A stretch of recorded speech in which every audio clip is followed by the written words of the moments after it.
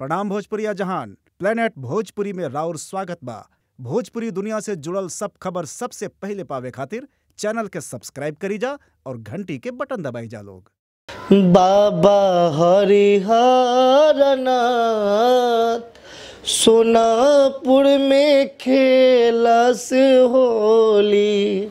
बाबा हरिहर नाथ बाबा हरिहर नाथ सोनापुर में खेलस होली। कि काहे न बूझा बेटी के दुखवा तो हसे कहीं कर जोर।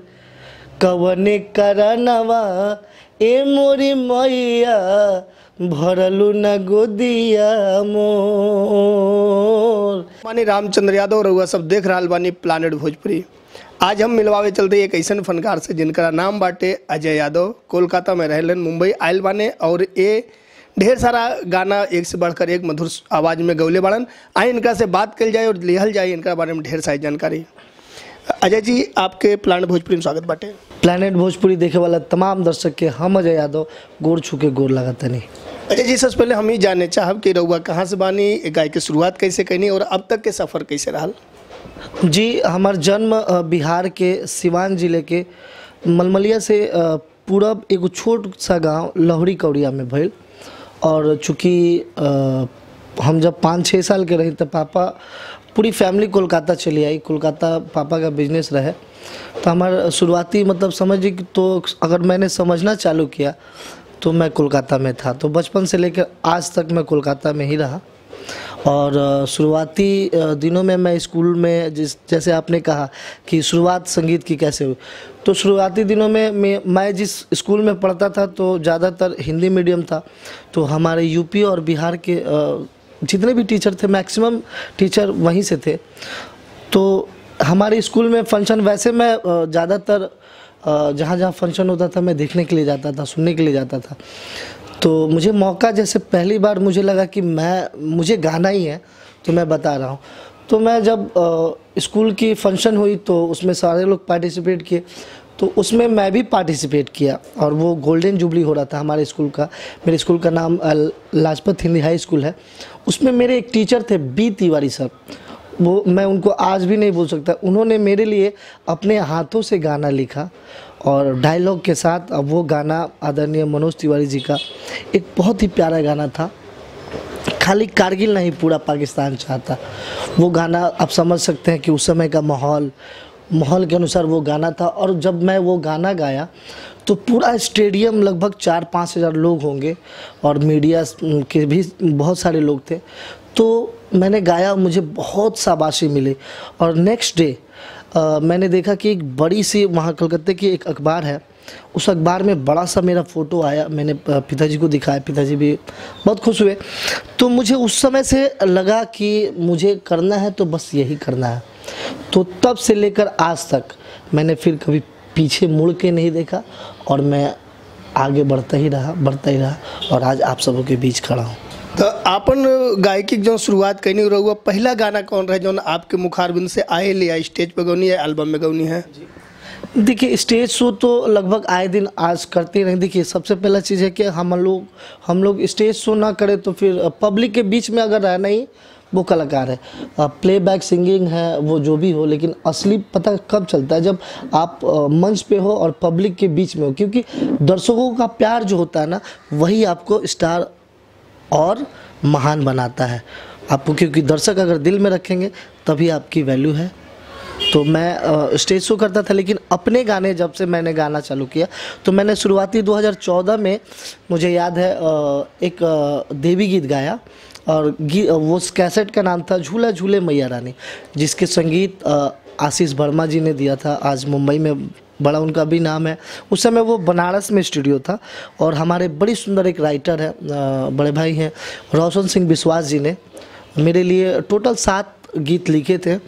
और उस 7 गीतों में से मतलब मैंने 7 गीतों को गाया। म्यूज़िक बहुत अच्छी थी और एक कंपनी पटना की है, उस कंपनी से रिलीज़ भी हुई और गाने भी चले। बहुत अच्छा था एक्सपीरियंस। वो मेरी पहली कैसेट थी। अजय जी, वो जो पहला गाना आप रउआ गने रहे, 2 लाइन सुनाओ चाहब? ज़रूर। उस एल्बम में पहला गीत मैंने गाया था एक बाझन की व्यथा थी और मैंने उसको बहुत खूबसूरती से गाया था। वो गीत था मैंने गाया कि काहे ना बूझा बेटी के दुखवा तो हसे कहीं कर जोर कवने करनवा ए मोरी मैया भरलू न गोदिया मोर कवने करनवा ए मोरी मैया भरलू न गोदिया मोर। जी तब से रहुआ अब तक कितना गाना गा चुकल बानी? कौन हिट गाना होई या कितना एल्बम निकल चुकल बाटे राहु? मैं हिट तो नहीं कहूँगा क्योंकि ऐसा नहीं कि जिस तरह पवन जी, खेसारी जी और भी बहुत सारे कलाकार हैं जिस लेवल पे उन लोगों की हिट होती है, मैं ये नहीं कहूँगा।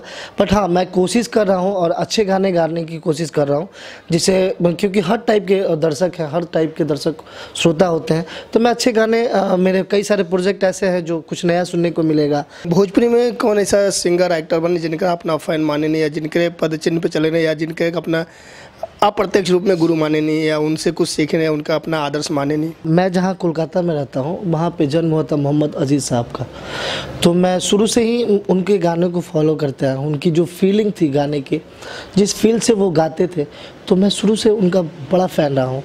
और जो ही भोजपुरी की बात आती है तो माटी की जब खुशबू आती है तो मुझे भरत शर्मा जी, विष्णु ओझा जी, मदन राय जी की नाम याद आती है। जब उसके बाद जैसे ही पुराने जाते हैं आप, तो पुराना फील्ड में जब जाते हैं, तो मैं जब मैच्योर हुआ थोड़ा गायकी में, तो मैंने भिखारी ठाकुर को जाना, महेंद्र मिश्री जी को जाना। तो मैं ये नहीं कहता कि मैं किसी का मतलब ये हूँ, सब किसी के अंदर कुछ अच्छा होता है, तो उस अच्छाइयों को मैं सबसे लेते आया हूँ। जितने भी कलाकार हैं, जो भी कलाकार हैं, मैं कुछ ना कुछ उनसे सीखते आया हूँ। तो ऐसा नहीं कहूँगा कि मैं किसी के पद चिन्हों पे नहीं, जो जैसा मतलब जो अच्छाई है मैं उनको फॉलो करते आया हूँ और करता हूँ। ऐसे मेरे लिए फेवरेट अगर कहा जाए तो ऑब्वियसली मैं गायकी के माध्यम से पवन सिंह जी को मतलब मानता हूँ आदर्श की इंडस्ट्री में है वो, और सच में गाते हैं वो, अच्छे गाते हैं, मुझे अच्छा लगता है उनके गाने। अभी जैसे कि होली के सीजन आल हाल बा, तो रउआ कोनो होली का गीत लेके आयल बानी, या का कहे चाव नया कोनो कलेक्शन बाटे? जी, प्रोजेक्ट तो है, होली के भी है और चैता होता तो चैता के भी है। लेकिन मैं देखिए, प्लैनेट भोजपुरी के दर्शक लोग भी, हम जानते नहीं कि आप सब चीज़ माटी के चीज़ सुनीला, तो मैं माटी की चीज़ एक सुनाता हूँ आप सबों के बीच कि बाबा हरिहर नाथ सोनापुर में खेलस होली, बाबा हरिहर नाथ सोनापुर में खेलस होली, बाबा हरिहर नाथ बाबा हो, बाबा हरिहर नाथ बाबा हरिहर नाथ सोनापुर में खेलस होरी, बाबा हरिहर नाथ सोनापुर में खेलस होली। जी, ये प्लैनेट भोजपुरी देखे वाला दर्शक लोग से रहुआ का कहे चाहब?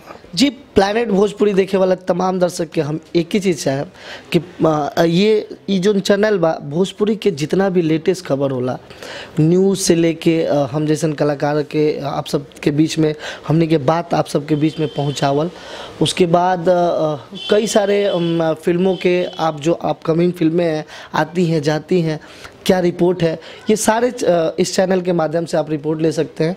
और सबसे पहला चीज़ कि ये चैनल भोजपुरी का नंबर 1 चैनल है, न्यूज़ चैनल, जो इंडस्ट्री की जितने भी खबरें होती है इस चैनल से आपको मिलती रहती है। मैं खुद इसका फ़ैन रहा हूँ, तो प्लीज़ सब्सक्राइब